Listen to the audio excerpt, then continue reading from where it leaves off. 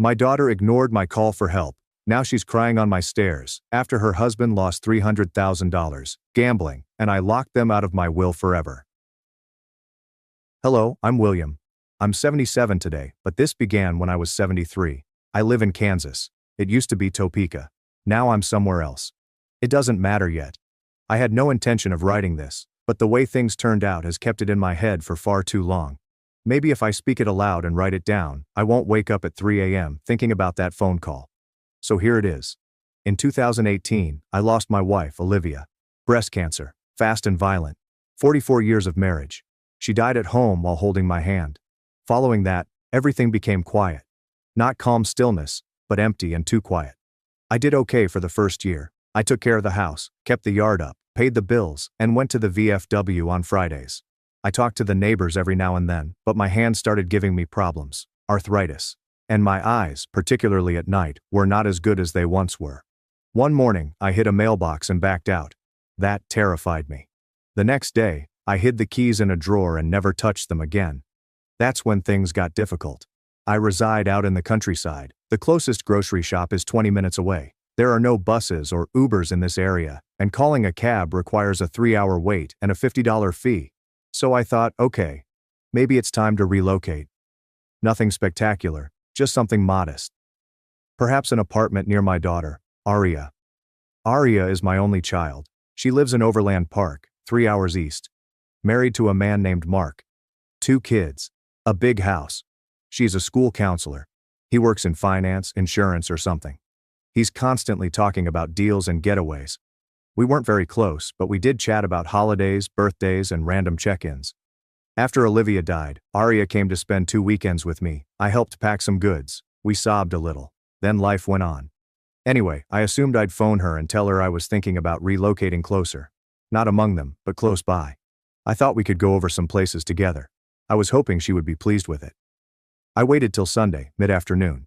I knew she was generally around the house and doing laundry at that time. She responded, slightly out of breath. Hey Dad, everything okay? Yeah, I'm all right. Just wanted to run something by you. Sure, what's up? I informed her that I was no longer driving, that things were becoming difficult for me alone, and that I was considering selling the house and moving closer to her.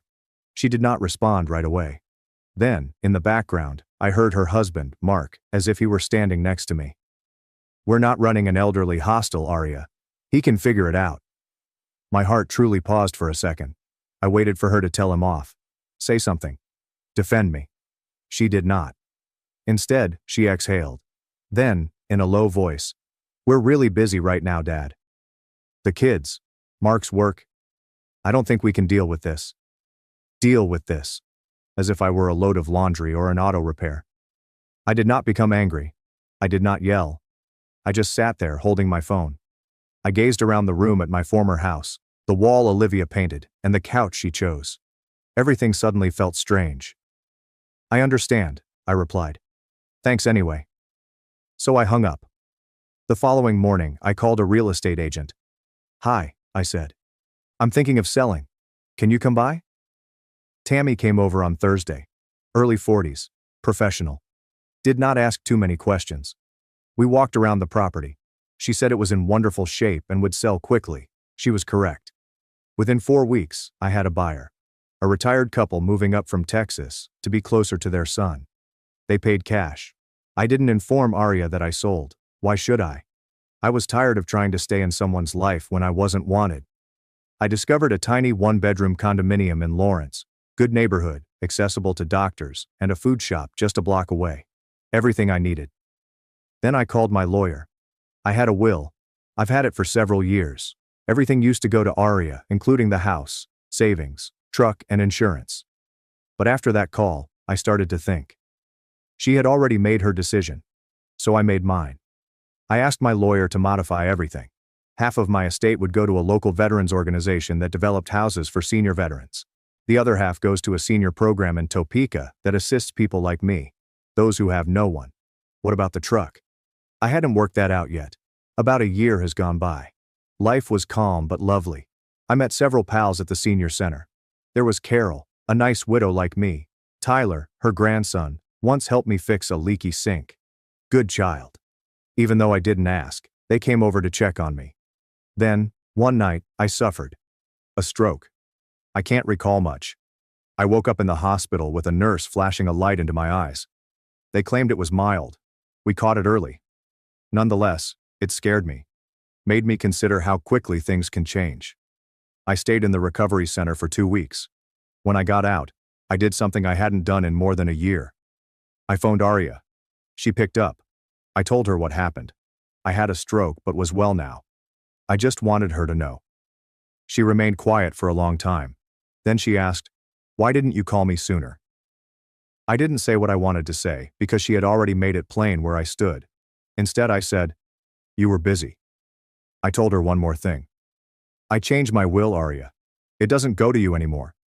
The stillness on the line was heavy. "You what?" she asked. "I've got people helping me here. People who didn't treat me like a burden. That's who's getting what I have." She began crying. Real tears. I didn't feel satisfied. I did not feel unkind. I didn't feel anything, just exhausted. She returned to see me 2 weeks later. She brought flowers, sat next to me, and apologized a lot. "Dad, I didn't know how to say no to Mark." I nodded but did not say much.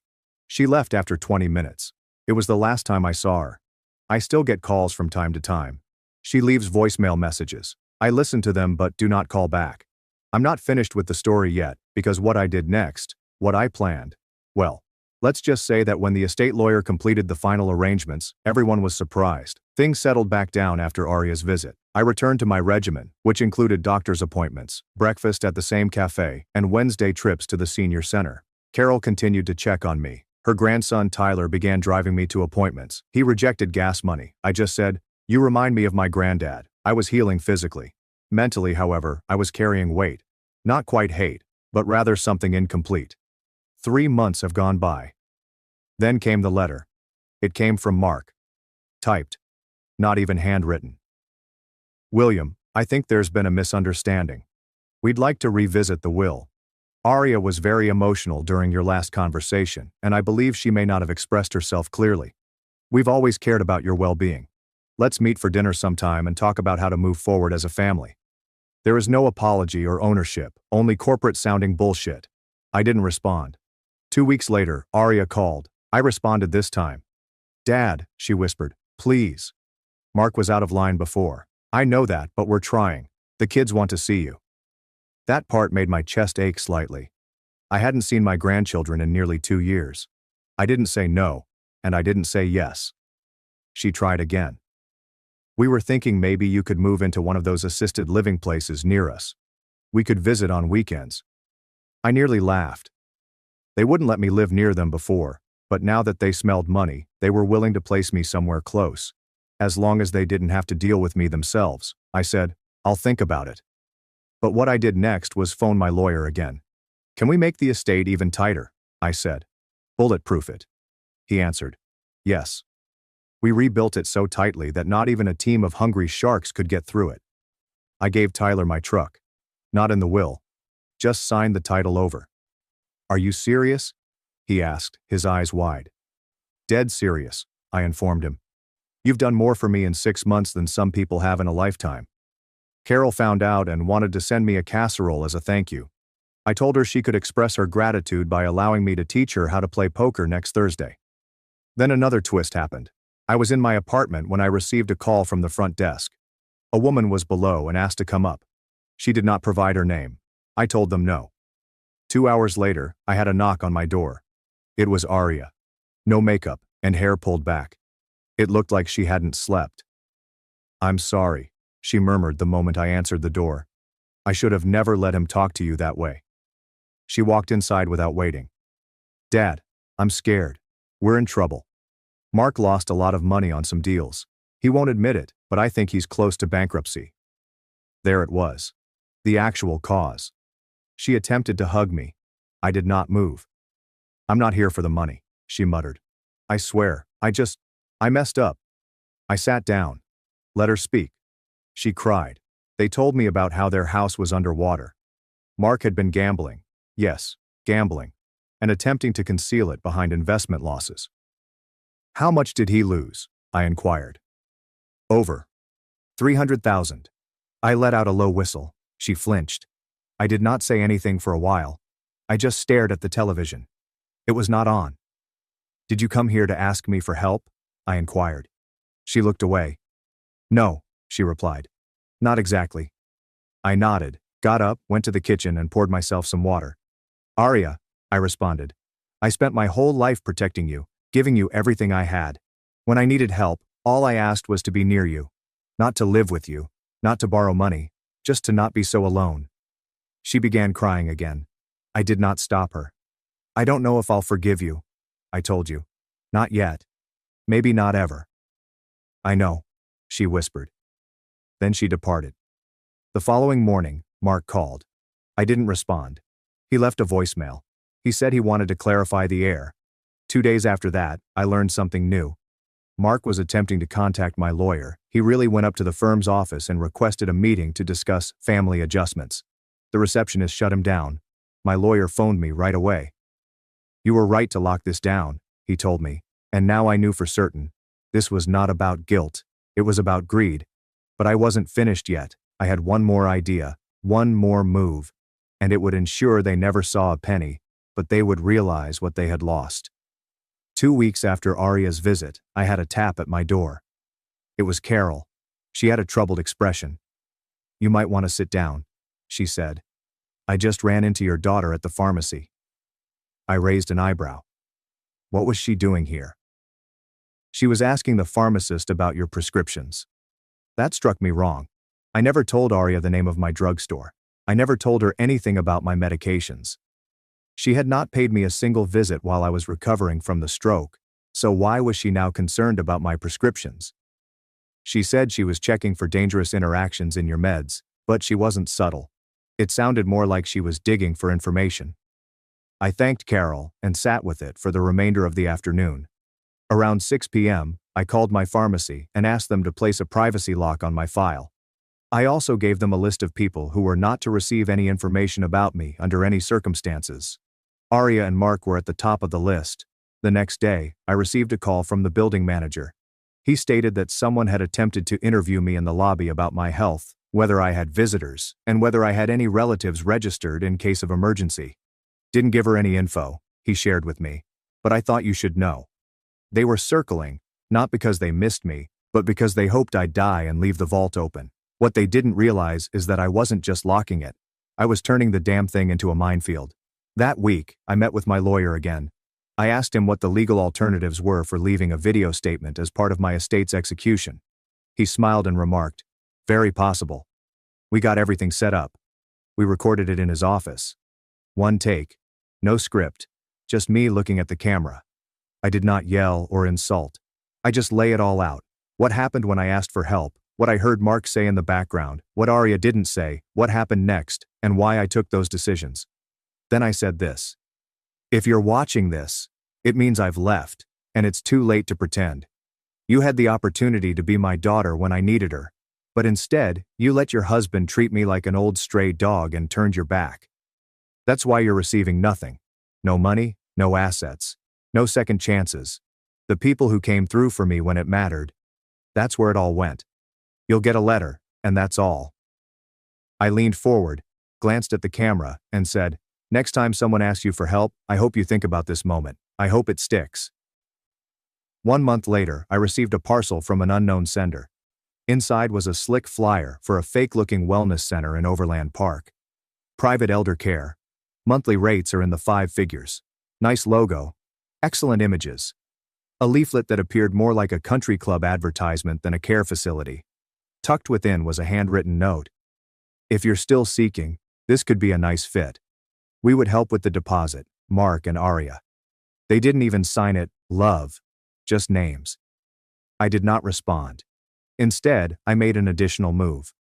I called a local journalist who writes a short column about elder care, family estrangement, and end-of-life planning. I told him my entire tale. I didn't mention the names, but I did tell him about the town, the specifics, and what I did with my estate. He turned it into a post called, "What My Daughter Taught Me About Dying Alone and Living on My Terms." It gained steam, got picked up on Facebook, shared hundreds of times. The senior center displayed it on their wall.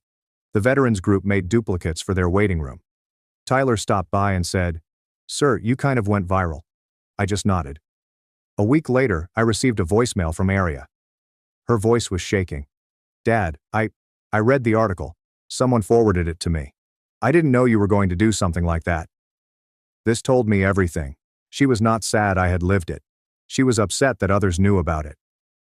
"I just want to talk," she explained. "Please call me back." I did not. Because I wasn't finished yet. I had one final surprise planned. Something she didn't see coming.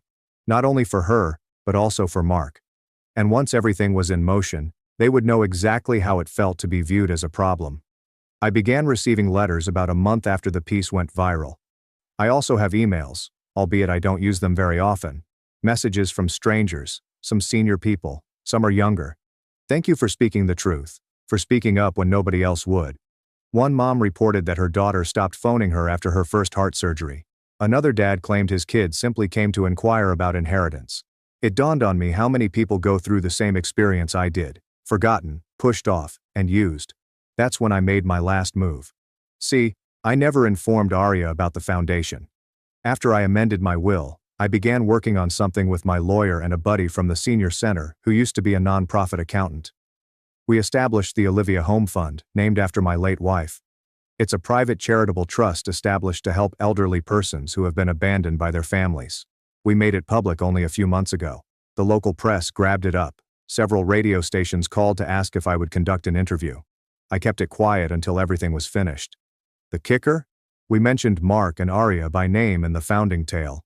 Not to humiliate, but to explain why this faith was necessary. We told the truth. They did not take it well.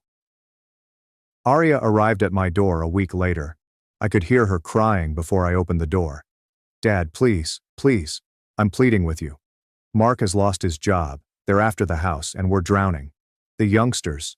They don't comprehend what's going on. They believe you're furious with them." That one stings. I adored my grandchildren. But I was not going to let guilt drag me back into the flames. "Why are you here now?" I inquired. She looked up, her eyes crimson. "Because we have nowhere else to go." I nodded slowly. I opened the door wider, not to let her in, but to show her how I appeared now. Thinner, slower, and still standing. "You had someone once," I explained. "But when I asked to be near you, you turned away. Now you want to be near me because of what I have." She lowered her face into her hands. "I'm sorry," she muttered. "I believe you," I responded. "But that doesn't change the damage." Then I told her something that required every ounce of fortitude I had. "I'm giving one last donation. It's already been approved. A $200,000 grant to a local program that helps single mothers take care of their elderly parents." Her head jolted upwards. "Wait, what?" "Not for you," I replied. "It's for women who did what you didn't. Women who made room." She broke right there on the stairs. I allowed her to cry, but I did not soothe her. Because it was no longer my mission to save her. My job was to protect the man I'd left to become. The fallout occurred quickly. Mark filed for bankruptcy, which I discovered through local court documents. They are public. Their residence was slated for foreclosure. Arya had to move in with her in-laws, whom she had always described as domineering and cold. I don't rejoice in their anguish, but I don't feel awful either. They were never intended to be punished. They were supposed to learn. And they did. I received a card from my granddaughter Isabella 6 months later. Only a drawing and a note. "Mom thinks you're mad. I miss you." That was the only thing that broke me. I keep the card in my drawer. Perhaps one day I'll contact her directly. Maybe. But not yet. Because the truth is, I am still mending. Tyler makes weekly visits. We work on ancient radios in the garage that I rent near my condominium. Carol provides soup when my knees ache. Olivia and I were honored when a wing of the veterans' new housing project was named after us. My daughter and her spouse lost my money. I discovered tranquility. That was the trade. And if I had to do it again, I would have contacted the realtor sooner.